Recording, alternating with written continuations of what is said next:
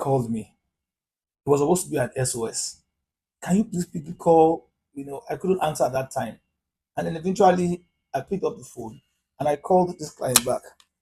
Guess what had happened? He had just received a phone call from some police officer who apparently were calling him for matters that involved his company. And the police officer had invited him and said he should come over to the station.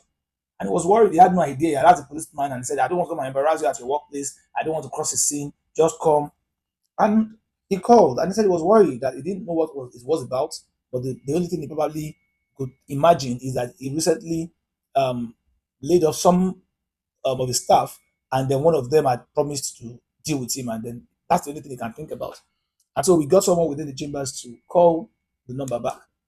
When the person called the police officer, he said he should just come. What was it about? Nothing.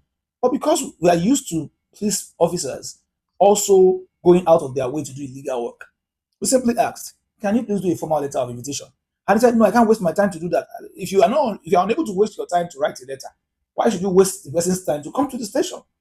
If you really want to invite this person, put it in a formal letter of invitation by the police, and then he will either reply to the letter confirming the date or he will honor the invitation as is. But don't just call on the phone and we don't even know you. And then we ask for the name, we just mention inspector something, no surname.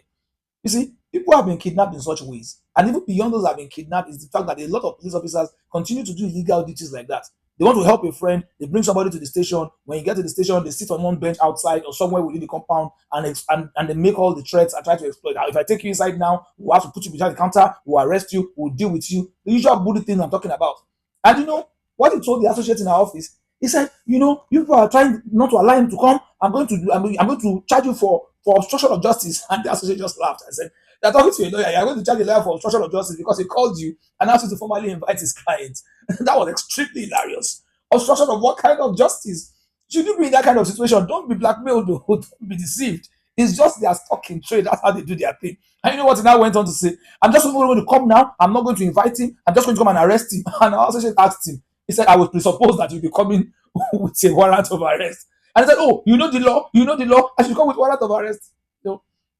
I just wish our people can be more professional. When you see some of these kind of people, they just mess up our policing system. They give us a bad name. But I'm saying all of these things to help somebody who has probably been received such a phone call or such a text message. Please, it's within your right to ask for a formal invitation because you don't know who that person is, and you should verify who is inviting you before you even go and show up.